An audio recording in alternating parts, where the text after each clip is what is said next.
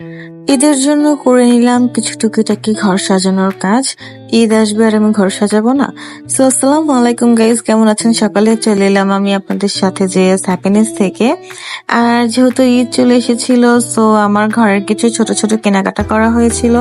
কারণ হচ্ছে আমি অনেক বেশি ফ্লাওয়ার্স লাভার, আর ফুল দিয়ে ঘর সাজাতে আমি খুবই খুবই খুবই বেশি পছন্দ করি, যার জন্য কিনা ঈদের আগেও আমি একটু চলে গেলাম শপিং করতে।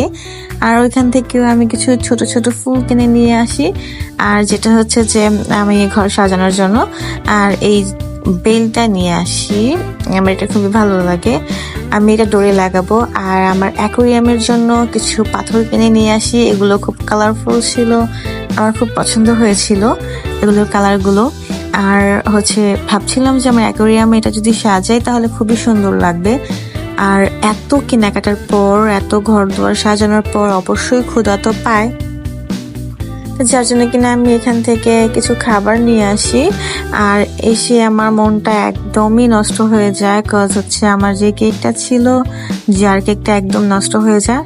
এই তো দেখতে পাচ্ছেন এখানে একদম পুরো উল্টে এদিকে সব লেগে যায়, তো একদম মনটা ভেঙে যায়। ভেবেছিলাম যে একদম এটা মানে ভালো থাকবে, একদম যেভাবে নিয়েছি ওইভাবেই থাকবে, বাট এটা হয়নি, যেহেতু বাইকের জার্নি ছিল।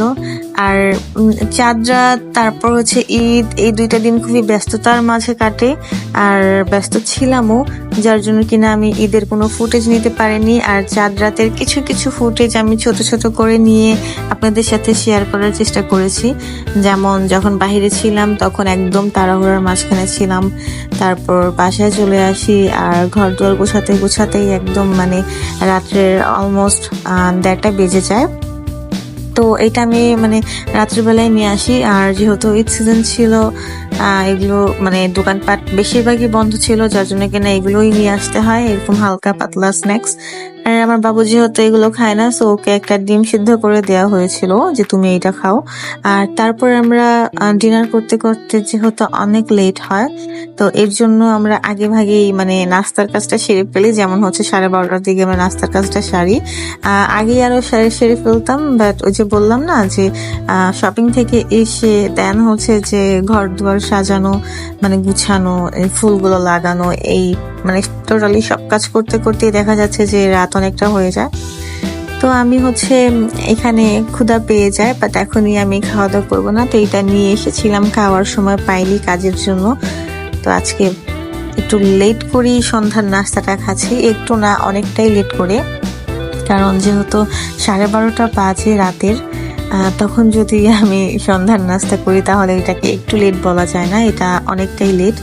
তো আমার ছেলেকে তারপর আমি একটু সেধে নিলাম যে ও যদি মুখে দেয়, তো এটা খাইনি। আর কেকটা যেহেতু উল্টে গিয়েছিল, তারপর আমি একটু ঠিকঠাক করে আপনাদের সাথে শেয়ার করার চেষ্টা করছিলাম, বাট কেকটা যেভাবে ভেঙে গিয়েছিল আমার মনটা একদম ভেঙে গিয়েছিল। আমি ভাবিনি যে আমার যার কেকটা এরকম উল্টে পাল্টে যাবে। আর এই ছিল আমার কিছু শপিং। আমি এবার বেশি শপিং করিনি, বাট কি কি শপিং করলাম সেটাও আপনাদের সাথে শেয়ার করব। বাট ঈদের জামা চাঁদ রাতে যদি দেখিয়ে ফেলি এটা পুরানো হয়ে যাবে, যার জন্য আমি এখন এটা দেখালাম না, শুধু ব্যাগগুলো দেখালাম। আর এই তো রাতের 3টা বাজে আমি হালকা করে একটু মেহেদি দিয়ে দিলাম, আর মেহেদি দেওয়ার পরে আমার চাঁদ রাত শেষ। সো এই পর্যন্তই আমার ব্লগ আজকের জন্য। সবাই ভালো থাকবেন, আল্লাহ হাফেজ।